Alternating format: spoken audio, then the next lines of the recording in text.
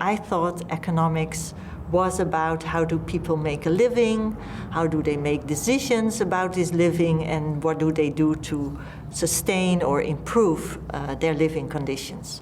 But it was not about that. It was about quite abstract models, concepts and theories that were void of the human being.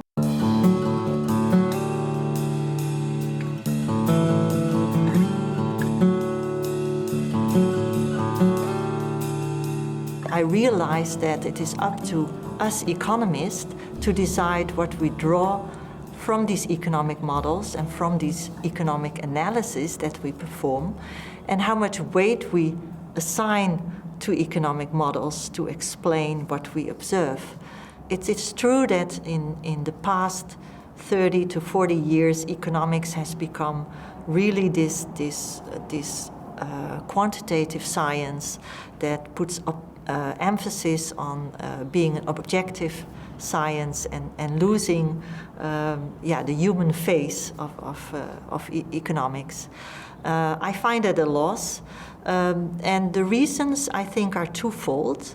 One is that in the wave of neoliberal policies, Reaganism, Thatcherism of the 1980s, we see that economic faculties align their programs much more towards neoliberal way of thinking and cutting out all kinds of subjects that are at the interface of political economy, of social economy, of economy and anthropology, for example. And there I see they really lose the connection with the broader social sciences.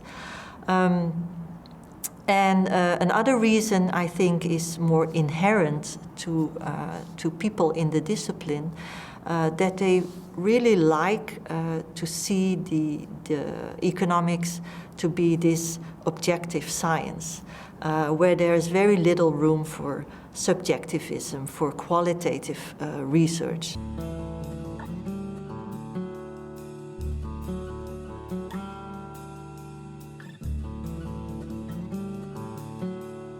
Economics is a social science because it is about people making decisions about resources. How to put these resources to use in the production process, in consumption, in sharing, or in preserving them. And in order to make these kind of decisions, people need to make trade-offs. What decision is more favorable than the other? So implicitly or explicitly, people have to make a decision about these trade-offs.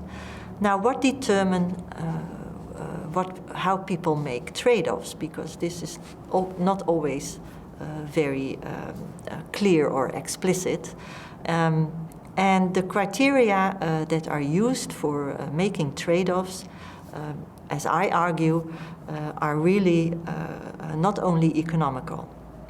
For example, let's say I'm offered a new position abroad at a prestigious university where I can earn a bigger income than what I have now at my home university. I would maybe consider that decision, but I would certainly not only let income determine my final decision. There are other issues that weigh in. My family, the place where I stay, travel. These are factors that all weigh into my making a trade-off for this particular decision. Now, for understanding how people make these kind of trade-offs, it's important to understand their culture and their values and the context in which they live. Culture is important because it influences our values. What do we deem important in life? What do we strive for? How do we weigh the past against the future? Culture influences our decisions, apart from our personal preferences, of course. Context is important because social and political institutions determine the options that we have in life and the freedom or unfreedoms that we have to make certain choices. It's true that by recognizing that economic decisions are embedded within this broader environment of social and political context, and also taking on board people's values and cultures, make the analysis of economic decisions much more complex. So what can you then theorize? That is, of course, the difficulty for an economist, to disentangle the decision-making process and draw inferences at higher levels of aggregation that are meaningful to explain patterns and trends in the economy. So I cannot deny that by recognizing this embeddedness makes things more complex, but I do think it brings us closer to human reality and the reality of our daily lives in which these decisions are being made. What we can do, because we of course cannot investigate every individual one by one, what economists do is that they aggregate and they categorize and they try to see patterns in behavior, trends according to subgroups in the population. And I think by taking social and political factors on board and also have an open eye to culture, it is possible to come to a better understanding of decision making ultimately. But I can't deny it is really complex. But I prefer the idea of a social human being representing the economic agent rather than this false character of a rational economic agent that only makes decisions out of financial cost-benefit analyses. No man is an island, and Robinson Crusoe also needed Friday on his island to survive.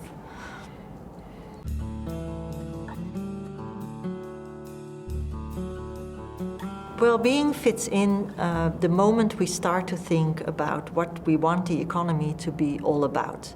How do we want the economy to function?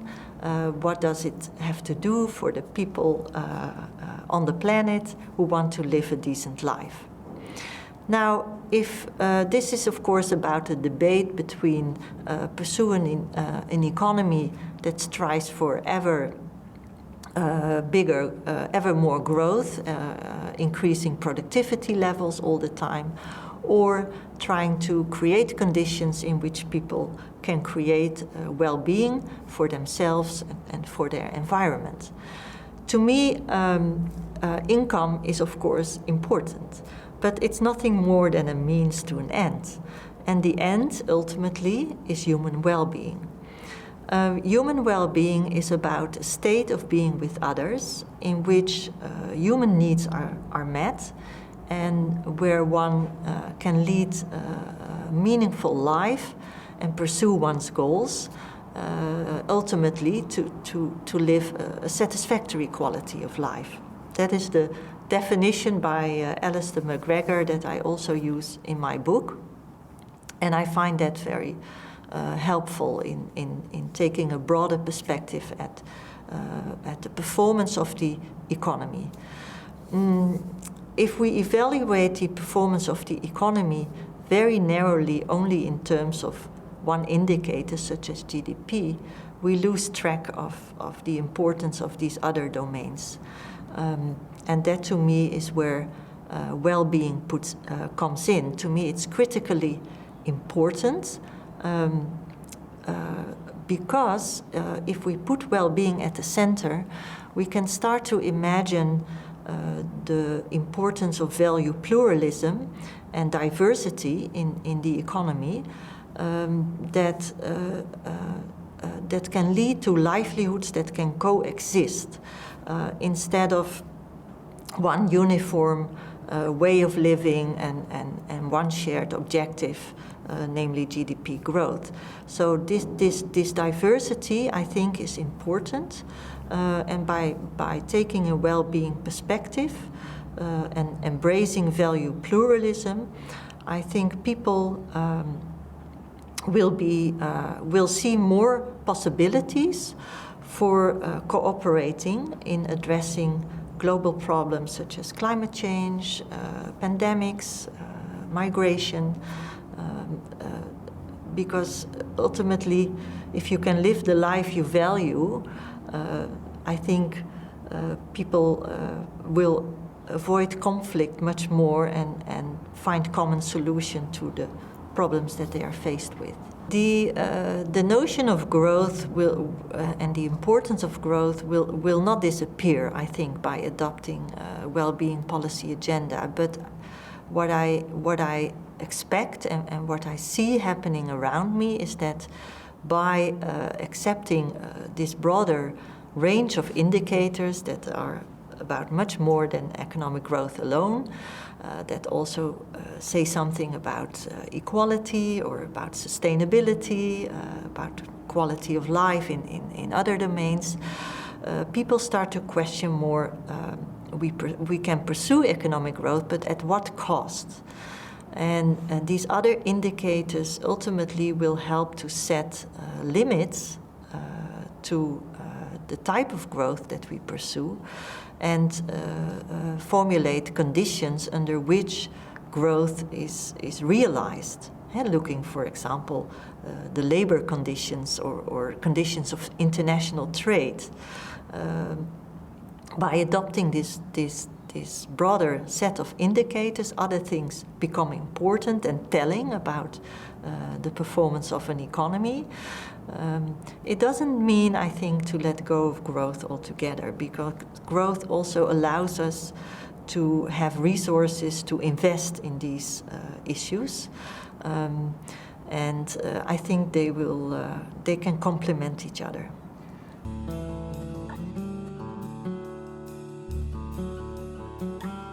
The Wellbeing National Policy Agenda means in practice that there's much more interest and engagement with local communities, and you see that back in the budgets.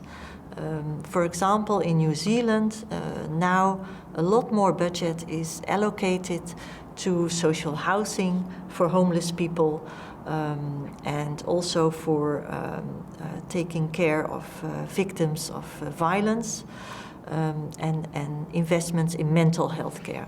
By engaging more directly with local communities, they also try in the long run to make the way budgets are decided upon more participatory and more democratic, and in this way building voice and empowerment of also people who are in the margin and whose voices are normally not heard or even represented in policy. We see well-being economy also embraced in the Netherlands, for example, by the city of Amsterdam. The municipality has invited our research group at the University of Amsterdam, together with the Fearless City program, to investigate what would be the added value of a well-being type of index to the urban economy and to urban governance. And in carrying out that research, we have spoken to many people in the municipality who are charged with economic policy making, implementation, research, data collection, etc. What we found is that policy domains tend to work in silos. They also work with their own frameworks by means of which they assess policy alternatives, and using their own indicators and methods. And this leads to incongruency in policy making, and at the local and at the applied level, sometimes also to contradictory policies and measures, which is not what you want if ultimately you want to achieve this vision of a more sustainable and inclusive city of Amsterdam. People who are in leadership positions in Amsterdam city, whether it is in the public sector or private sector, they rely mostly on the well-known economic indicators to see how the economy is faring. but they know very little about how the people in the city are faring and why it is that, for example, in these times, in times of COVID-19 crisis, inequalities are rising, and why some people manage and others are really falling deeper into poverty. So to better understand those structural inequalities in a urban environment where many people in policy think there is equality of opportunity, but it's not happening, I think in well-being, a well-being index and urban governance embracing a well-being policy agenda could really help to understand those issues better and to address them more effectively.